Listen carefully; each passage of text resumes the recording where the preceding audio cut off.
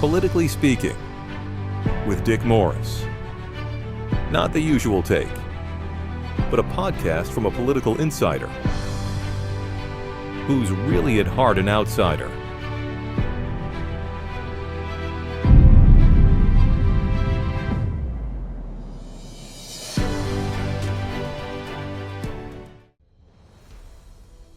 You can't really tell how China's doing in the trade war because they're obscure and opaque, and they do everything they can to cover up information as opposed to publicizing it. But if you read between the lines, you can see clearly that the U.S. is defeating China handily in the trade war. Xi Jinping, the head of China, just simply can't admit that he's not able to stand up to Washington. Recently, China has waived the tariffs that they would have imposed on about $50 billion of U.S. exports to China.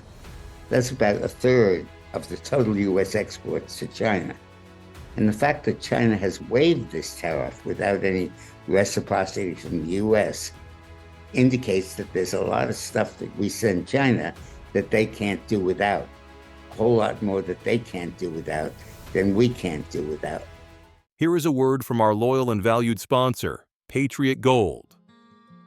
Today's All Access sponsored by the Patriot Gold Group. Everybody's talking about gold. You see gold companies advertising everywhere, but check out the ones that are reliable. Go to the Better Business Bureau and check not just the ratings, but the number of complaints. Patriot Gold has 10,000 clients, 1 billion in transactions, and 0 complaints.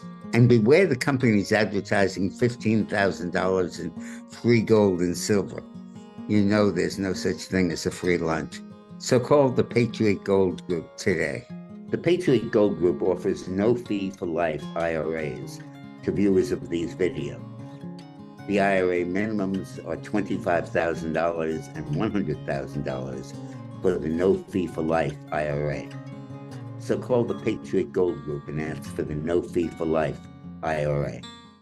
Tariff waivers underscore that Beijing needs access to American markets a whole lot more than America needs access to Chinese markets, and that there are many things the U.S. produces that China desperately needs. In the aviation and industrial chemical sector, China has suspended the tariffs and is letting U.S. products in for free. Some pharmaceutical companies are still reporting that China is not subjecting their products to tariffs, again, because they need those products. China is also exempting aircraft engines, landing gear, and parts. In fact, in China, Ministry of Commerce Task Force is collecting lists of items which could be exempted from tariffs and is asking companies to submit their own requests. A list of 131 categories of products has been submitted in which China is not going to charge tariffs. Huatai Securities estimated that Beijing is now not collecting tariffs on $45 billion of U.S. imports out of a total of about $180 billion that it imports from the United States. Granting these exemptions without any unilaterally, without any request from Washington to do offsets, shows the weakness of China.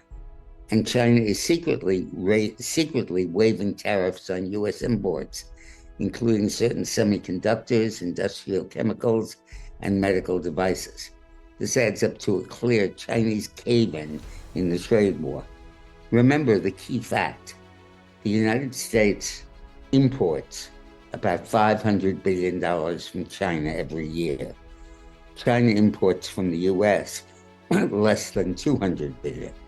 So in a tit-for-tat escalation of tariffs, the U.S. will win and China will have to submit. But in a broader context, the United States is an open society with a free press, and it can admit when China has an advantage in certain products. Beijing, which has told its people it's already past America, cannot do that. And any indication of weakness provokes the possibility of regime instability. China is probably already in a recession. They won't admit it, but their economy is probably contracting as we speak. In March, the consumer price index was down for the second straight month in China, and the producer price index has been down for 30 months in a row. Clear indication of a recession.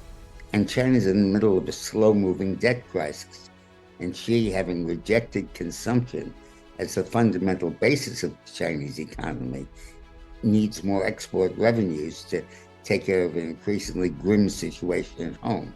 The United States consumes domestically about 2/3 of what it produces and exports the rest.